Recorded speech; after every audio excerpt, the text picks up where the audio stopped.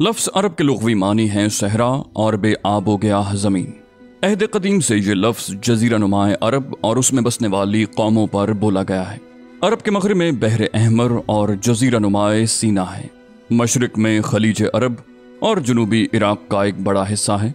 जुनूब में बहर अरब है जो दर हकीकत बहर हिंद का फैलाव है। शुमाल में मुल्क शाम और किसी कदर शुमाली इराक़ है। इनमें से बाज़ सरहदों के मुतल्लिक इख्तिलाफ भी है। कुल रकबे का अंदाज़ा 10 लाख से 13 लाख मुरब्बा मील तक किया गया है। जज़ीरा नुमाए अरब तबई और जुग़राफ़ियाई हैसियत से बड़ी अहमियत रखता है।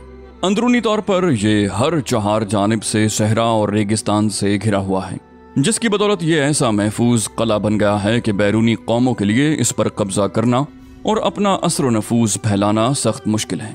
यही वजह है कि क़ल्ब जज़ीरतुल अरब के बाशिंदे अहद कदीम से अपने जुमला मामलात में मुकम्मल तौर पर आज़ाद और ख़ुद मुख्तार नजर आते हैं।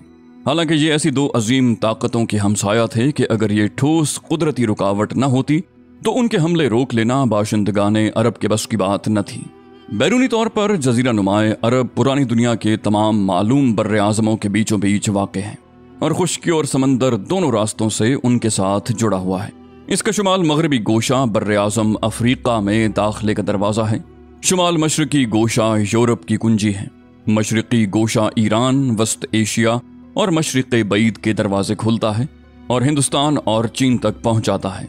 इसी तरह हर बर्रे आज़म समंदर के रास्ते भी जज़ीरा नुमाए अरब से जुड़ा हुआ है और उनके जहाज़ अरब बंदरगाहों पर बराह रास्त लंगर अंदाज होते हैं। इस जुग़राफ़ियाई महल वक़ू की वजह से जज़ीरतुल अरब के शुमाली और जनूबी गोशे मुख्तलिफ कौमों की आमाजगाह और तिजारत और सकाफत और फ़नून व मज़ाहिब के लेन देन का मरकज़ रह चुके हैं।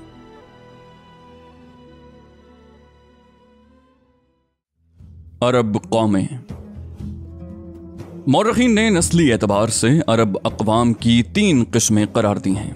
नंबर 1, अरब बायदा, यानी वो कदीम अरब कबाइल और कौमें जो बिल्कुल नापैद हो गईं और उनके मुतल्लिक ज़रूरी तफसीलात भी दस्तयाब नहीं, मसलन आद, समूद, तस्म, जदीस, अमालिका वगैरह। दूसरी किस्म है अरब आरिबा, यानी वो अरब कबाइल जो यारुब बिन यशब बिन कहतान की नस्ल से हैं। इन्हें कहतानी अरब कहा जाता है। तीसरी किस्म है अरब मुस्तारिबा, यानी वो अरब कबाइल जो हज़रत इस्माईल अलैहिस्सलाम की नस्ल से हैं। इन्हें अदनानी अरब कहा जाता है। अरब आरिबा। अरब आरिबा यानी कहतानी अरब का असल गहवारा मुल्क यमन था। यहीं उनके ख़ानदान और कबीले मुख्तलिफ शाखों में फूटे, फैले और बढ़े। इनमें से 2 कबीलों ने बड़ी शोहरत हासिल की, जिनमें से एक हिमैर, जिसकी मशहूर शाखें ज़ैदुल मजहूर, क़ुज़ा और सकासिक हैं। दूसरी कहलान, जिसकी मशहूर शाखें हमदान, अनमार, तई, मज़हिज, किंदा, लख्म, जुज़ाम, अज़द, औस, खज़रज और औलादे जफना हैं, जिन्होंने आगे चलकर मुल्क शाम के अतराफ में बादशाहत कायम की और आले गुस्सान के नाम से मशहूर हुए। आम कहलानी कबाइल ने बाद में यमन छोड़ दिया और जज़ीरतुल अरब के मुख्तलिफ अतराफ में फैल गए। उनके उमूमी तर्क वतन का वाक़या सैले अरम से किसी कदर पहले उस वक्त पेश आया जब रूमियों ने मिस्र व शाम पर कब्जा करके अहले यमन की तिजारत के बहरी रास्ते पर अपना तसल्लुत जमा लिया और बर्री शाहरा की सहूलियात गारत करके अपना दबाव इस कदर बढ़ा दिया कि कहलानियों की तिजारत तबाह होकर रह गई। कुछ अजब नहीं कि कहलानी और हिमैरी ख़ानदानों में चश्मक भी रही हो और ये भी कहलानियों के तर्क वतन का एक मौसर सबब बनी हो। इसका इशारा इससे भी मिलता है कि कहलानी कबाइल ने तो तर्क वतन किया, लेकिन हिमैरी कबाइल अपनी जगह बरकरार रहे। जिन कहलानी कबाइल ने तर्क वतन किया उनकी 4 किस्में की जा सकती हैं। नंबर 1, अज़द। इन्होंने अपने सरदार इमरान बिन अमर के मशवरे पर तर्क वतन किया। पहले तो ये यमन ही में एक जगह से दूसरी जगह मुंतकिल होते रहे और हालात का पता लगाने के लिए आगे आगे हिरावल दस्तों को भेजते रहे, लेकिन आखिरकार शुमाल का रुख किया और फिर मुख्तलिफ शाखें घूमते घुमाते मुख्तलिफ जगह दायमी तौर पर सुकूनत पजीर हो गए। इसकी तफसील कुछ ऐसे है। सालबा बिन अम्र, इसने अव्वलन हिजाज का रुख किया और सालबिया और ज़िकार के दरमियान अकामत इख्तियार की। जब इसकी औलाद बड़ी हो गई और ख़ानदान मजबूत हो गया तो मदीना की तरफ कूच किया और उसी को अपना वतन बना लिया। इसी सलबा की नस्ल से औस और खजरज हैं, जो सलबा के साहिबजादे हारिसा के बेटे हैं। हारिसा बिन अम्र यानी खुज़ा और उसकी औलाद। یہ لوگ پہلے سرزمین حجاز میں گردش کرتے ہوئے مر الزہران میں خیمہ زن ہوئے، پھر حرم پر دھاوا بول دیا اور بنو جرہم کو نکال کر خود مکہ میں بودباش اختیار کر لی۔ عمران بن عمرو، اس نے اور اس کی اولاد نے امان میں سکونت اختیار کی، اس لیے یہ لوگ ازد امان کہلاتے ہیں۔ نصر بن ازد، اس سے تعلق رکھنے والے قبائل نے تہامہ میں قیام کیا، یہ لوگ ازد شنوا کہلاتے ہیں۔ جفنہ بن عمرو، اس نے ملک شام کا رخ کیا اور اپنی اولاد سمیت وہیں متوطن ہو گیا۔ یہی شخص غسانی بادشاہوں کا جد اعلیٰ ہے۔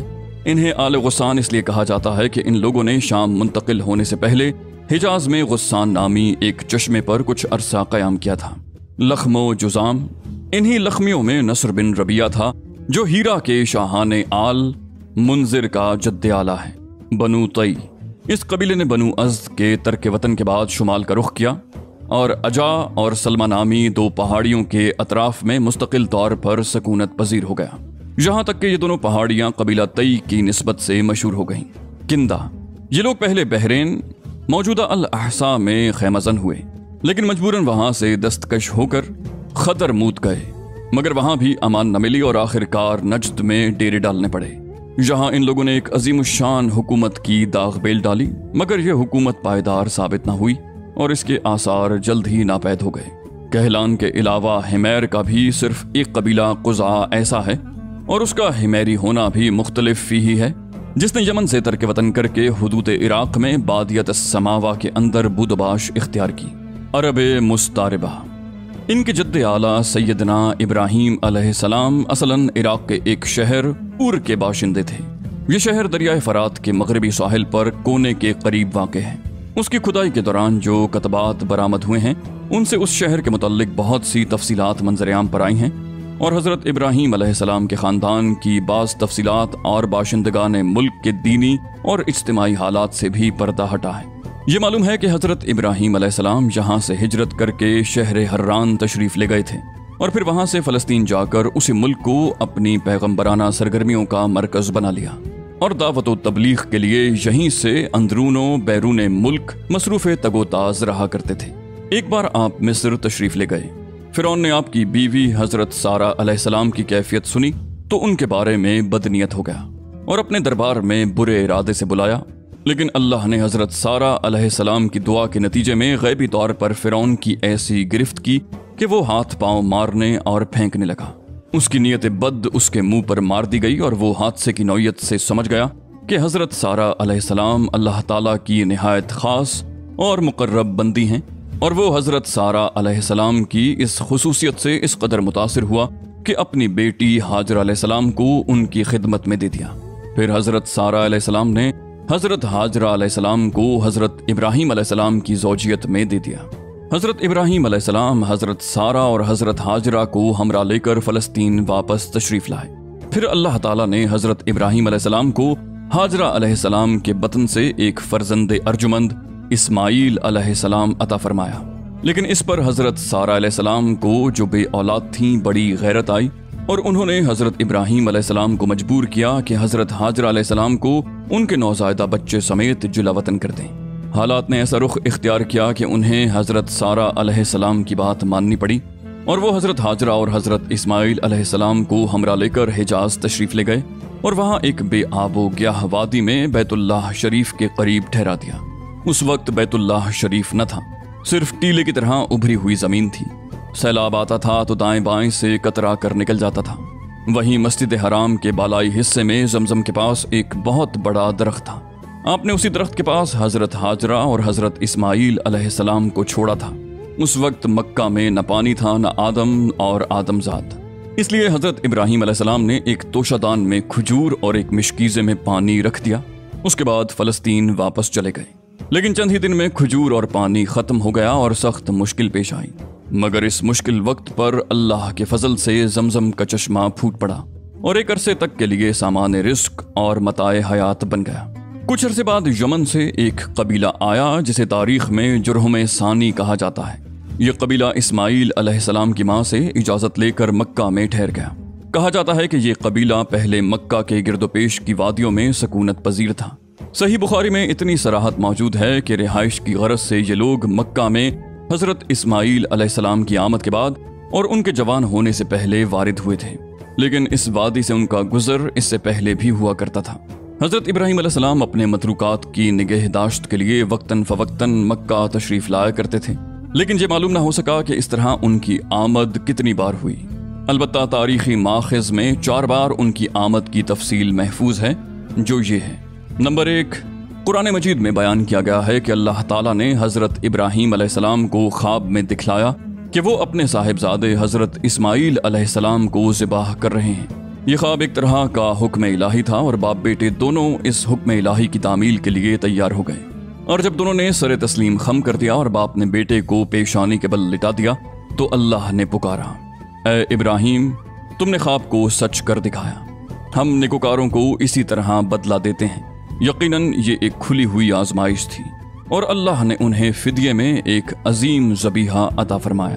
مجموعہ بائبل کی کتاب پیدائش میں مذکور ہے کہ حضرت اسماعیل علیہ السلام حضرت اسحاق علیہ السلام سے 13 سال بڑے تھے، اور قرآن کا سیاق بتاتا ہے کہ یہ واقعہ حضرت اسحاق علیہ السلام کی پیدائش سے پہلے پیش آیا تھا، کیونکہ پورا واقعہ بیان کر چکنے کے بعد حضرت اسحاق علیہ السلام کی پیدائش کی بشارت کا ذکر ہے۔ اس واقعے سے ثابت ہوتا ہے کہ حضرت اسماعیل علیہ السلام کے جوان ہونے سے پہلے کم از کم ایک بار حضرت ابراہیم علیہ السلام نے مکہ کا سفر ضرور کیا تھا۔ بقیہ 3 سفروں کی تفصیل صحیح بخاری کی ایک طویل روایت میں ہے، جو ابن عباس رضی اللہ تعالی عنہ سے مرفوعاً مروی ہے۔ اس کا خلاصہ یہ ہے۔ نمبر 2، حضرت اسماعیل علیہ السلام جب جوان ہو گئے، جرہم سے عربی سیکھ لی اور ان کی نگاہوں میں جچنے لگے، تو ان لوگوں نے اپنے خاندان کی ایک خاتون سے آپ علیہ السلام کی شادی کر دی۔ اسی دوران حضرت ہاجرہ علیہ السلام کا انتقال ہو گیا۔ ادھر حضرت ابراہیم علیہ السلام کو خیال آیا کہ اپنا ترکہ دیکھنا چاہیے، چنانچہ وہ مکہ تشریف لے گئے، لیکن حضرت اسماعیل علیہ السلام سے ملاقات نہ ہوئی۔ بہو سے حالات دریافت کیے، اس نے تنگ دستی کی شکایت کی۔ آپ علیہ السلام نے وصیت کی کہ اسماعیل علیہ السلام آئیں تو کہنا اپنے دروازے کی چوکھٹ بدل لیں۔ اس وصیت کا مطلب حضرت اسماعیل علیہ السلام سمجھ گئے، بیوی کو طلاق دے دی اور ایک دوسری عورت سے شادی کر لی، جو جرہم کے سردار مزاز بن عمر کی صاحبزادی تھی۔ نمبر 3، اس دوسری شادی کے بعد ایک بار پھر حضرت ابراہیم علیہ السلام مکہ تشریف لے گئے، مگر اس دفعہ بھی حضرت اسماعیل علیہ السلام سے ملاقات نہ ہوئی۔ بہو سے احوال دریافت کیے تو اس نے اللہ کی حمد و ثنا کی۔ آپ نے وصیت کی کہ اسماعیل علیہ السلام اپنے دروازے کی چوکھٹ برقرار رکھیں، اور فلسطین واپس ہو گئے۔ نمبر 4، اس کے بعد پھر تشریف لائے تو اسماعیل علیہ السلام زمزم کے قریب درخت کے نیچے تیر گھڑ رہے تھے۔ دیکھتے ہی لپک پڑے اور وہی کیا جو ایسے موقعوں پر ایک باپ اپنے بیٹے کے ساتھ اور بیٹا باپ کے ساتھ کرتا ہے۔ یہ ملاقات اتنی طویل عرصے کے بعد ہوئی تھی کہ ایک نرم دل اور شفیق باپ اپنے بیٹے سے اور ایک اطاعت شیار بیٹا اپنے باپ سے بمشکل ہی اتنی لمبی جدائی برداشت کر سکتا ہے۔ اسی دفعہ دونوں نے مل کر خانہ کعبہ تعمیر کیا، بنیاد کھود کر دیواریں اٹھائیں، اور ابراہیم علیہ السلام نے ساری دنیا کے لوگوں کو حج کے لیے آواز دی۔ اللہ تعالیٰ نے مزاز کی صاحبزادی سے اسماعیل علیہ السلام کو 12 بیٹے عطا فرمائے، جن کے نام یہ ہیں: نابت یا نبایوت، قیدار، ادبائیل، مبشام، مشا، دوما، میشا، حدد، تیما، یتور، نفیس، قیدمان۔ ان 12 بیٹوں سے 12 قبیلے وجود میں آئے اور سب نے مکہ میں ہی بود و باش اختیار کی۔ ان کی معیشت کا دار و مدار زیادہ تر یمن اور مصر و شام کی تجارت پر تھا۔ بعد میں یہ قبائل جزیرت العرب کے مختلف اطراف میں بلکہ بیرون عرب بھی پھیل گئے، اور ان کے حالات زمانے کی دبیز تاریکیوں میں دب کر رہ گئے۔ صرف نابت اور قیدار کی اولاد اس گمنامی سے مستثنا ہے۔ نبتیوں کے تمدن کو شمال حجاز میں فروغ اور عروج حاصل ہوا۔ انہوں نے ایک طاقتور حکومت قائم کر کے گرد و پیش کے لوگوں کو اپنا باج گزار بنا لیا۔ بطرا ان کا دارالحکومت تھا، کسی کو ان کے مقابلے کتاب نہ تھی۔ پھر رومیوں کا دور آیا اور انہوں نے نبتیوں کو قصہ پارینہ بنا دیا۔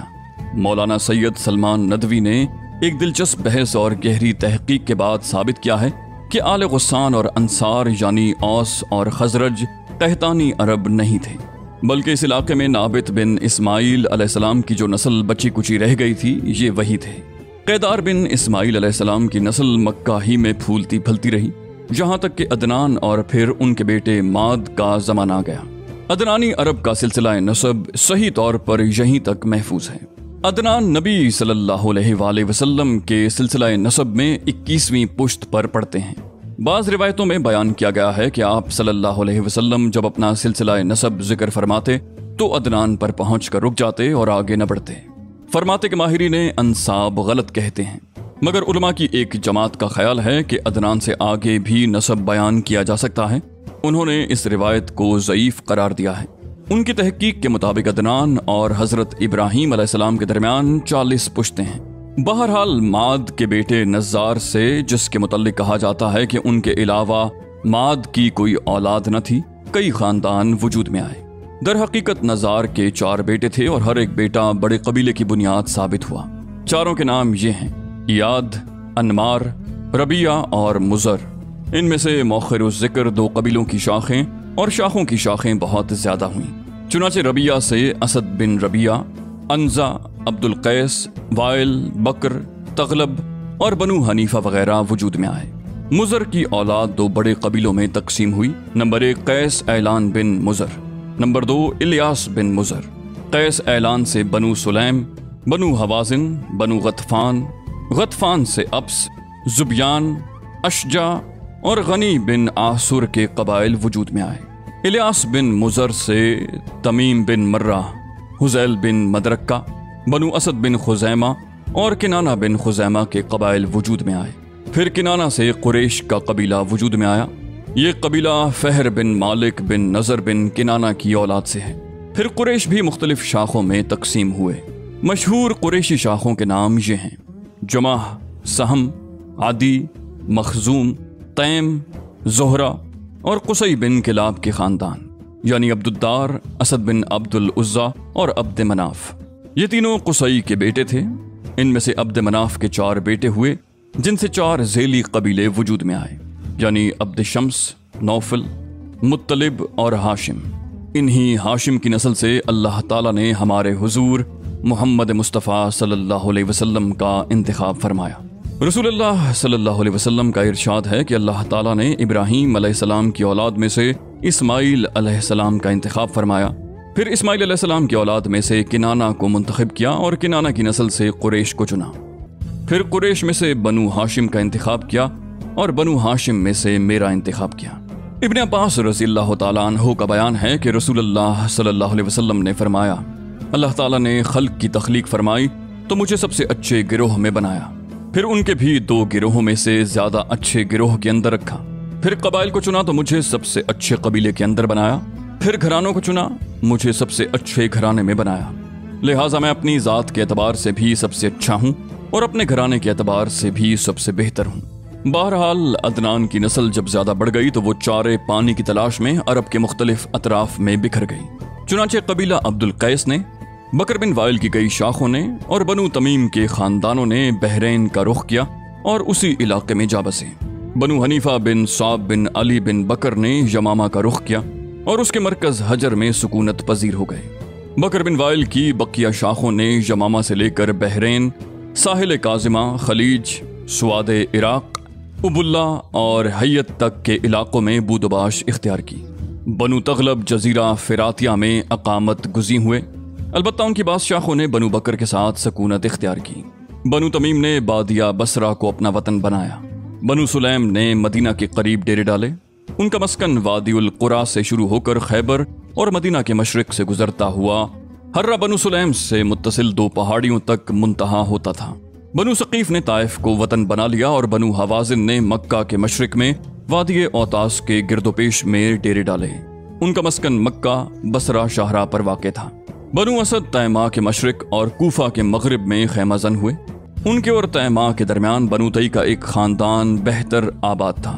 بنو اسد کی آبادی اور کوفے کے درمیان 5 دن کی مسافت تھی۔ بنو زیبان تیماء کے قریب حوران کے اطراف میں آباد ہوئے۔ تہامہ میں بنو کنانہ کے خاندان رہ گئے تھے۔ ان میں سے قریشی خاندان کی بودباش مکہ اور اس کے اطراف میں تھی۔ یہ لوگ پراگندہ تھے، ان کی کوئی شیرازہ بندی نہ تھی، تاکہ قصی بن کلاب ابھر کر منظر عام پر آیا اور قریشیوں کو متحد کر کے شرف و عزت اور بلندی اور وقار سے بہرور کیا۔